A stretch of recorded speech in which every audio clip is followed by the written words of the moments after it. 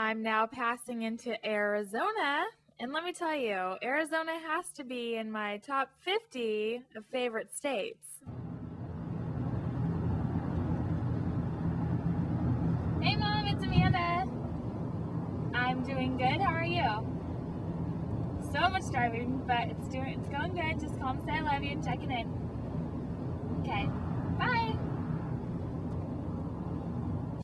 I think the thing which I like best about Motocross of Nations is the team element, because motocross is a pure individual sport. So every week you go out there against 40 other guys, and it's you against the other 39, and you definitely don't help anybody else. Whereas when you get to the Nations, it's the only race of the year where you've got two teammates and you're actually working as a team. You walk the track as a team, prepare as a team, you help each other, and I really like that. I probably should have been a soccer player or something and stayed in team sport, but you never get to do it except at Motocross Nations once a year. Well, with the English team, especially when we were successful, like early 90s time, we did everything.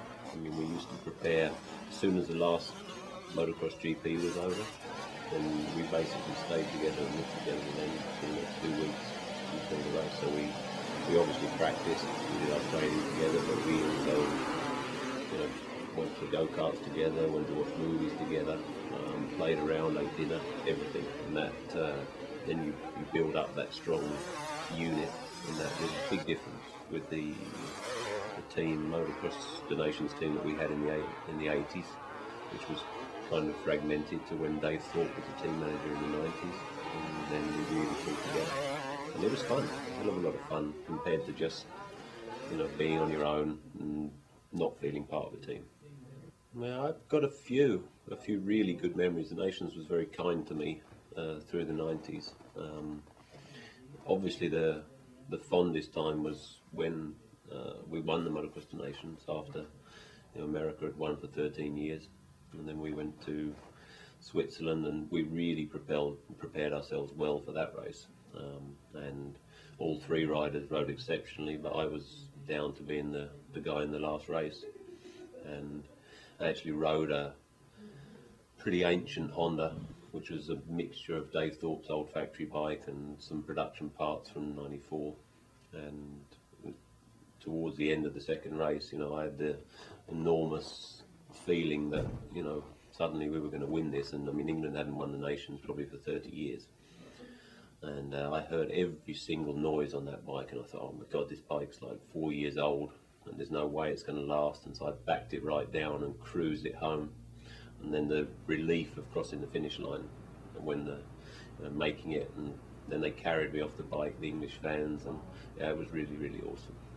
And that's the best memory. But I got another great memory from '97, because that was actually my last race as a pro motocross rider, which I didn't know at the time because I got hurt a few months later. But '97 was the big Everts versus Emig rivalry. Emig had won everything in the States, and Stefan had won everything in Europe, and this was it. This was the match-up, and we were going to see who was the greatest rider in the world. And the Belgium organisers way overwatered the track, and so it was a bright sunny day, but the track was like a mud hole. And first race of the day, everyone wanted to see what was going to happen between Emig and Everts, and I just got the whole shot, and the true Englishman in the mud rode away and won the race by probably about 10 seconds. So that was also a pretty great feeling. And like I say, it was my last pro race really before I quit World Championship Motocross, so it was cool. I think the situation with the countries is similar to it has been a lot, and like it was all the way through the 80s and 90s, whereby it's difficult to see your way past America simply because they've got three strong riders. That's the way it's been a lot of time, and the European sides and the sides from other countries, it's difficult to get three good riders. So I think America's the favourite.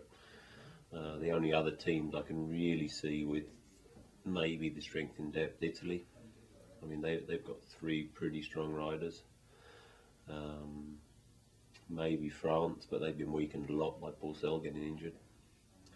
Belgium are weakened dramatically with Strybos not being able to make it. England is not the strongest team, but you never know. We weren't the strongest team in '94 either, and I mean they've got a team which actually, if all three of them rode out of their socks, then they could do something. So that's what it needs for America to get beaten. Another team's going to have three riders on their best day. I would say end result: America, Italy, France.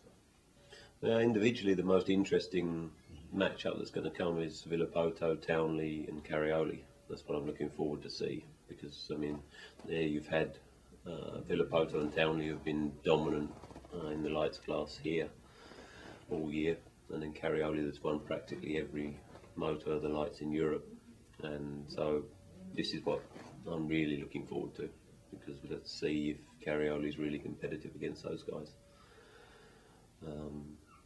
In the MX1 class, I don't know. I mean, it's a pity that Coppins is not here. Ramon is a very smooth, easy rider from Belgium, but I'm not sure that Budds Creek's going to be his best circuit. So I guess that the MX1 class is more open than the lights, but in the end I think the American riders will be too strong for the others.